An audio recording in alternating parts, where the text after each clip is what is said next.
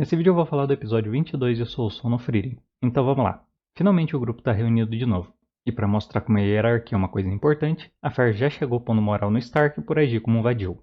Inútil! Inútil! E como a Frieren sempre é assim, se ela tivesse ficado quieta, talvez se afaste da bronca.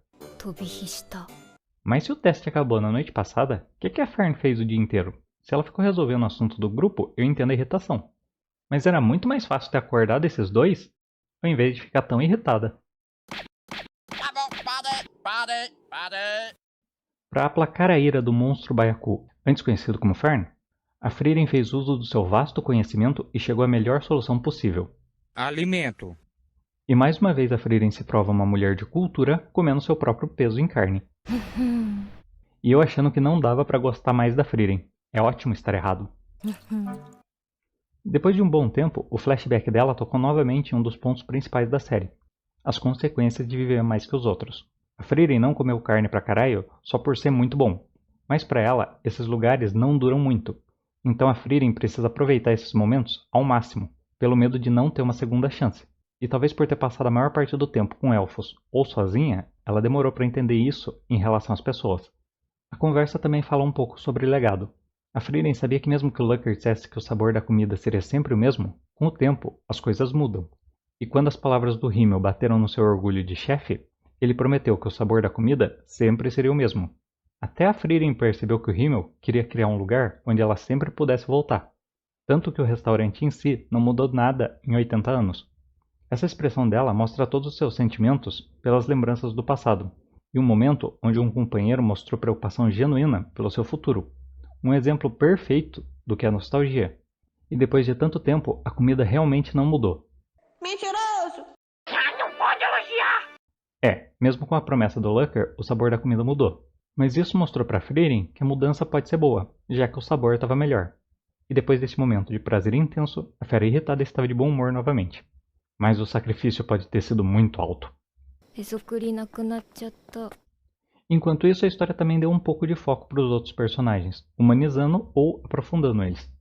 Quando não está sendo excessivamente objetivo e tentando matar duas garotas, o Richter é dono de uma loja de produtos mágicos, se dá bem com os conhecidos e é rancoroso com magos velhos.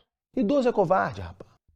Nesse caso, até argumentos lógicos como deixe o passado para trás ou crie contatos com pessoas influentes não funcionam. Mas um apelo sincero de ajuda, sim. E ele é tão rancoroso com magos idosos que ele ficou puto de novo só de ver a Frieren. Desculpa por repetir a piada. Ele tinha que seguir o exemplo da Laufen. Mesmo sem fazer quase nada na história, ela conseguiu um sugar daddy, mostrou que tem uma boa índole e se dá bem com o Denkin. Talvez ele lembre algum parente dela. E eu tenho quase certeza que a Laufen lembra ele de alguma filha, neta ou, no mínimo, ocupa o papel de filha que ele nunca teve. Baseado em juro por Deus, acreditem no que eu tô falando. Mas dos personagens secundários, o mais interessante foi depois do Land finalmente mostrar preocupação por alguma coisa. A parte da Yuberon. E ela é a personagem mais difícil de entender até agora. Espere, vamos discutir o assunto. Ela finalmente mostrou sua verdadeira habilidade. Quando ela simpatiza com alguém e aparentemente replica seus sentimentos e intenções, a Yuberon copia sua magia. Algo quebrado, mas com uma restrição complicada para equilibrar. Ela ficou interessada em saber mais sobre o Land, aparentemente por ter interesse na magia de clone dele. E como ele não cedeu a algo inofensivo como ameaça de morte, o jeito é ela pentelhar ele. Mas algumas dúvidas surgiram nessa interação. A versão dela do Solganil não parece funcionar igual. Tão de perto não dá para ver o corpo inteiro. A cópia não deve ser perfeita, justamente pela Yuberon não copiar os princípios da magia, mas lançar ela através dos sentimentos. E como ela é uma pessoa diferente, os próprios sentimentos podem alterar um pouco a magia. Acho. E algumas coisas ficaram ainda mais incertas.